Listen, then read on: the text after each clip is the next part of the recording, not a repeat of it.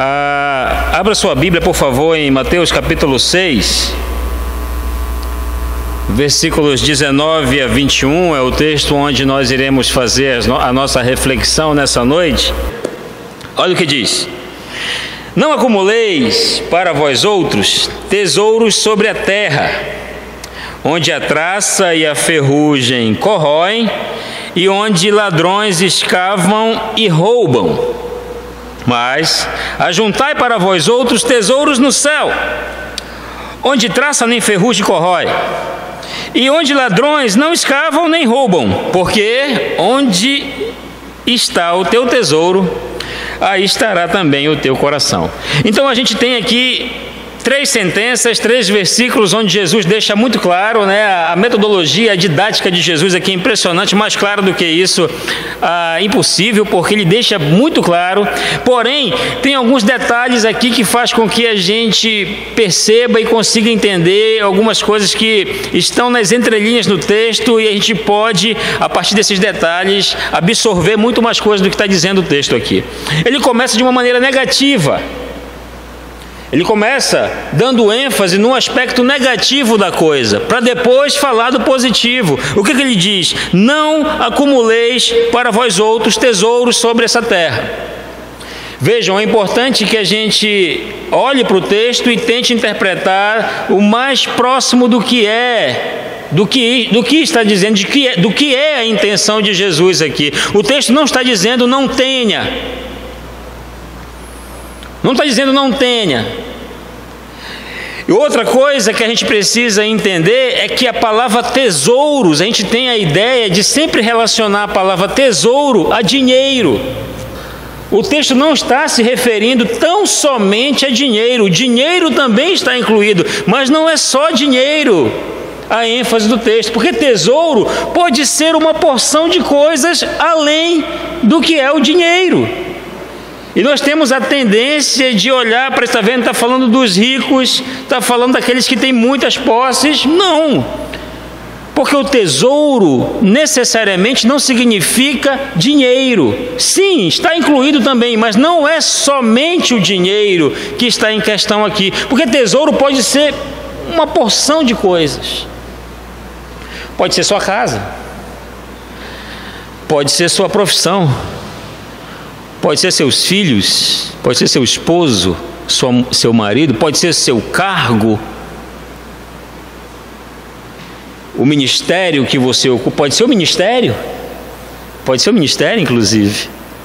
O que o texto está dizendo, irmãos, a ideia de Jesus aqui para nós, ele não está preocupado com a questão de você ter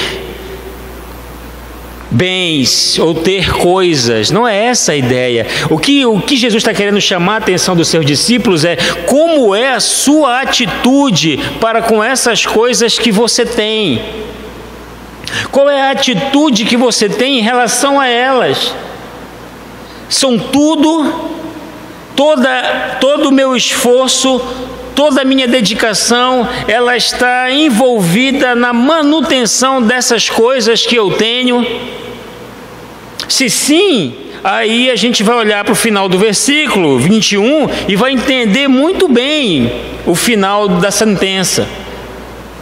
Então, o que Jesus está querendo chamar a atenção dos seus discípulos é muito cuidado, como tem sido a atitude de vocês para as coisas que vocês têm. Não é errado ter.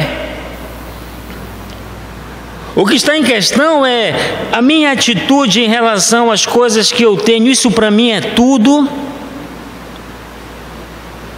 Eu consigo me desfazer dessas coisas com facilidade, ou eu estou muito preso a elas? Isso é meu, é para mim. Quanto mais eu quero, mais eu desejo. Quanto mais eu tenho, mais eu quero. E aí ele vai dar um pouco mais de detalhes. Ele vai dizer para a gente não ter cuidado com essas situações, e vai dizer o motivo por causa disso. Olha, vocês não devem acumular para vocês tesouros sobre a terra. E ele vai dizer o porquê. Olha, por quê? A resposta é simples. É interessante. E essa figura de linguagem que ele usa aqui, traça, ferrugem e ladrões, Isso significa que tudo que você possui, tudo, pensa no que você tem de mais valioso. Pensou? Imagina, pensa no que você tem de mais valioso. Um desses três aqui pode destruir. A roupa mais cara que você tem, a traça pode estragar. O que é a traça? Um negocinho de nada, né? Um negocinho de nada, um inseto, um negocinho que você olha, puxa vida, tão inofensivo, né? Coloca dentro do seu guarda-roupa lá algumas. Então a roupa, aquelas roupas que ele está se referindo aqui, aquelas roupas com fio de ouro, ainda assim a traça pode destruir. A ferrugem, o bem que você tem, o metal que você tem, mais nobre, a ferrugem pode corroer. E com a ferrugem a gente pode usar uma outra interpretação de maneira interessante. O detalhe da ferrugem é que ela começa com uma coisinha de nada, não é, irmãos? Começa com, olha aqui, ó, essa arte aqui, por exemplo, tem ferrugem aqui. E ela não começa tomando todo o objeto, não é? Não começa de uma hora para outra, acabou. Não, ela começa aos poucos, ó. Uma coisinha de nada, aí vai juntando a outra, se não cuidar, o que é que vai acontecer com essa arte aqui? Chegar a um ponto em que não vai dar mais, ela vai acabar. A ferrugem tem esse poder. Quantos de nós não temos perdido anos e anos da nossa fé cristã porque deixamos em algum momento a ferrugem entrar, a ferrugem tomar conta, e aí chega no momento em que, puxa, para tirar, para fazer essa limpeza, custa, em alguns casos dói, é doloroso, é doído, mas é necessário. E o que Jesus está querendo dizer é: cuidado com as coisas que vocês têm, com a atitude com as coisas, não permitam, porque essas coisas, a traça, a ferrugem, os ladrões escavam e roubam. Diferente do Indiana Jones, que o pastor Elionias falou hoje de manhã aqui, os irmãos devem lembrar de uma outra série mais antiga, na época que passava no Sessão da Tarde, Ali Babá e os 40 Ladrões. Lembram? Os mais antigos aqui vão lembrar. Mais antigos não, os mais experientes. Ali Babá e os 40 Ladrões. Qual era o enredo dessa série? Esses homens, os árabes, eram árabes, Ali Babá, né? Eles iam em busca, os seus comparsas iam em busca de tesouros. E como é que eles iam em busca desses tesouros? Eles cavavam. Por quê? Porque nesse período aqui não existiam bancos. E os proprietários, aqueles que tinham bens, eles enterravam os seus bens, eles enterravam os seus tesouros. E aí aos ladrões, eles tinham a responsabilidade, ou viviam para descobrir aonde o fulano enterrou os seus tesouros. Por isso eles faziam os mapas na tentativa de encontrar os tesouros. Eles escavavam, faziam isso. As coisas que você tem, se a traça ou a ferrugem não acabam com ela, os ladrões podem levar. Por isso, por que esse apego? Por isso, qual o sentido de nos apegarmos? Não estou dizendo com isso que você agora vai ser descuidado com as coisas que você tem, não é isso. Que você agora não vai ser zeloso com as coisas que Deus te dá, também não é isso. A questão é a sua relação com elas. A gente anda na rua e vê alguns carros escritos assim: foi Deus que me deu. Já viram? Presente de Deus, resultado de Malaquias 3:10. Já leram essas coisas? Já viram isso? Poxa, aí você olha assim, né? Presente de Deus, foi Deus que me deu. Pede uma carona para o cidadão. Pede uma carona para saber se a gente dá. Não, mas foi presente de Deus, foi Deus deu para você tão somente, para o seu usufruto tão somente,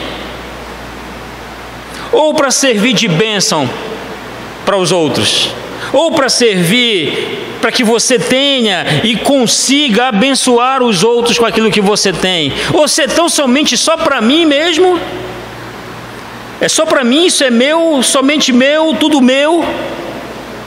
Essa é a nossa relação com as coisas que temos. E aí o texto vai dizer no versículo 20, ele vai dar o aspecto positivo agora. Ele passa algum tempo dizendo do aspecto negativo. A gente não pode ser assim. Cuidado com essa relação que você tem com as coisas que Deus te dá. Se foi Deus que te deu, Ele pode fazer o quê? Já que você não entendeu como é que deve ser a sua relação com as coisas, eu vou tirar de você. Deus pode fazer isso? Pode. Pode. Nós não cantamos que tudo é dele? Que tudo que temos e o que somos é por meio dele? Você acha que Deus não pode nos ensinar lições como essa? Pode. Pode, irmãos. Não é preciso que passemos por isso para entender, para aprender. Basta somente olhar para o texto bíblico e, Senhor, me ajude a encarar aquilo que o Senhor tem me dado como bênção para mim, mas também para abençoar a outros. Aí o aspecto positivo está aqui no versículo 20. Mas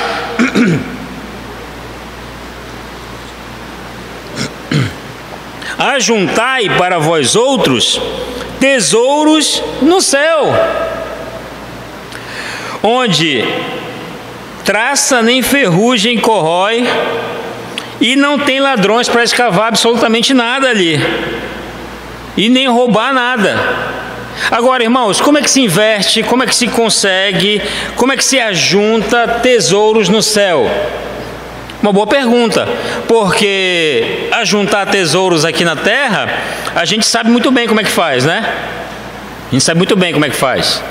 Juntar tesouros aqui, juntar bens, acumular isso, acumular aquilo, isso é tranquilo. A gente sabe muito bem como é que a gente faz. Agora, como é que faz para juntar tesouros no céu? O que ele está querendo dizer com isso? O que é que vai para o céu, irmãos? Como é que a gente consegue juntar tesouros no céu? Qual é o bem que você tem, que você possui, seja ele qual for, que vá para o céu? Não, meu celular vai, pastor. Celular vai. Celular já é quase um corpo, uma só carne, né? O celular já é quase uma só carne, então o celular vai para o céu, pastor. Celular vai para o céu, irmão. Seu carro vai para o céu, sua casa vai para o céu.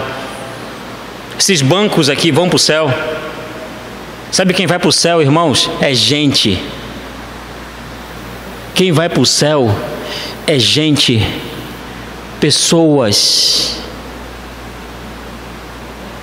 Ora, se ajuntar tesouros aqui na terra é conquistar tudo isso que nós sabemos, o que temos, e para isso a gente não precisa de muita instrução, porque o próprio mercado, a própria sociedade se garante em nos ensinar isso. O mundo que a gente vive se garante de nos fornecer todas as instruções que a gente precisa para ajuntar tesouros aqui, como se fôssemos viver para sempre aqui. Por outro lado, a Bíblia diz que nós devemos nos preocupar e ajuntar tesouros no céu.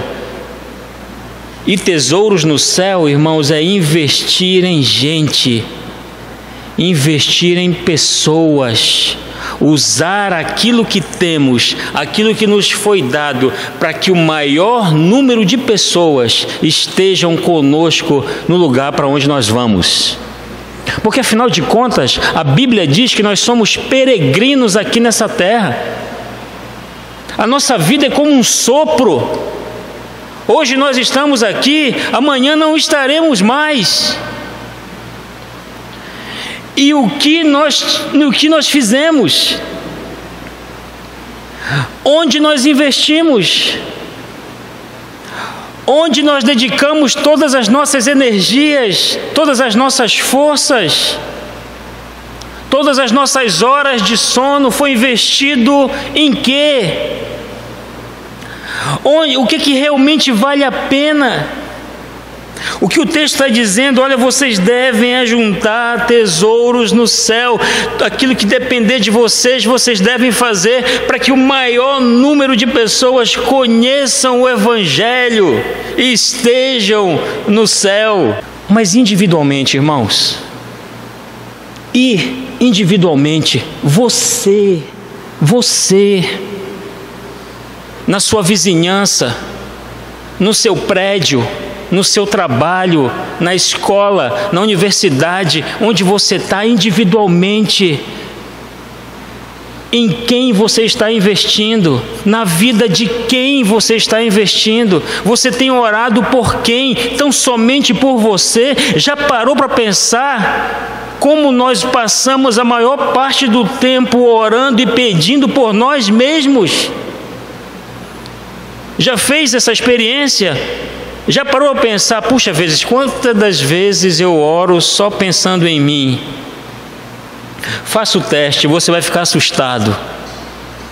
O quanto a gente se preocupa conosco mesmo. O quanto você tem se preocupado com os outros, aquele vizinho lá que te prejudica, aquele colega do seu trabalho que quer o seu mal. Você ora por eles, você investe na vida deles. Você coloca eles diante de Deus, você pede a Deus uma oportunidade de pregar o Evangelho para eles. Isso é investir no reino, irmãos. Isso é investir no reino de Deus. E quando a gente olha para esse texto, ele dizendo, puxa, não ajuntem tesouros sobre a terra, porque aqui esses tesouros sobre a terra vocês facilmente podem perder. Ajuntem tesouros aonde vocês nunca irão perder. Sabe por quê? Quem garante a manutenção desses tesouros, sabe quem é, irmãos? É Deus. É Deus. E não existe ninguém nesse mundo que sabe cuidar dos nossos tesouros, principalmente esse, do que Deus. Deus sabe, irmãos. Por isso que a nossa responsabilidade é investir em pessoas. É investir em gente, se relacionar com pessoas, pregar o Evangelho para os seus familiares, seus amigos, seus vizinhos, aqueles que estão próximos de você. Com certeza você deve ter parentes na sua família que não são crentes. Como você se relaciona com esse pessoal, com esse povo? Você é o distantão? É o estranhão? Você não se relaciona? Não conversa, não procura saber como estão, não ora por eles. Ora, se você não ora por aqueles que têm o seu sangue, você vai orar por um estranho? Se você não ora pelo seu pai, pela sua mãe que não se converteu ainda, você vai orar por um desconhecido que você nunca viu na vida? Meus irmãos, olha o que a palavra de Deus está dizendo para nós. Devemos ajuntar tesouros nos céus, nos preocupar com isso também. Por isso que o versículo 21, ele encerra dessa forma, de maneira muito clara, sem meio termo. Não tem meio termo aqui. O texto que lemos de Lucas agora há pouco, que o rapaz do vídeo também falou, não tem meio termo. Por quê? Onde está o teu tesouro, aí estará também o teu coração. Não existe outra explicação, não existe meio termo, não existe mais, não é bem assim, nada a ver, não existe nada disso. É isso aí mesmo. Onde está o seu tesouro, aí estará o seu coração. Alguém já disse que aquilo que você mais ama, isso é o seu Deus. Aquilo que você mais ama, isso é o seu Deus. Onde está o seu tesouro? Onde está o nosso tesouro? Onde está o tesouro da igreja cristã evangélica do Marco? Onde está o meu tesouro? Nas coisas que eu tenho, na minha família, nos meus filhos, no ministério, no poder. Tinha uma série, né? House of Cards. Não sei se vocês já ouviram. Em determinado momento da série, o cidadão pergunta: o que é melhor, dinheiro ou poder? Porque alguns não têm problema nenhum com dinheiro, correto? Dificuldade nenhuma com dinheiro, não tem problema, são pessoas que... Mas essa mesma pessoa pode ter muita dificuldade com o poder. Não abrir mão do poder, não abrir mão da possibilidade de estar fazendo que as coisas aconteçam, girando ao seu redor. Estamos dispostos, irmãos, a não estarmos no centro das coisas? Estamos dispostos a abrir mão para que Cristo apareça, e a gente diminua, como diz Paulo? Estamos dispostos a fazer isso? Vivemos num mundo que prega o contrário, que ensina o contrário, e a gente olha para as Escrituras, a gente vê Jesus, um evangelho que descentraliza o homem de tudo. O homem não está no centro de absolutamente nada. Quem está no centro é Deus. Quem merece o louvor, a honra e a glória no final do dia, os aplausos, é Deus. O homem não está no centro de nada. Toda vez que o homem tenta se colocar no centro de alguma coisa, dá errado. Dá errado. Quem está no centro de tudo, quem governa tudo, comanda tudo, controla tudo, é Deus, irmãos. Ele sabe de todas as coisas, Ele sabe o que eu e você precisamos ouvir. Ele sabe onde nós devemos dedicar todas as nossas energias. Tenta imaginar agora o que você vai ouvir no céu. Tenta imaginar quando você estiver diante do trono e do Cordeiro. O que é que nós iremos ouvir do Senhor? O que você tem dado a Deus? O que nós temos dado a Deus? Onde está o seu tesouro? Onde está o seu coração? Vamos orar.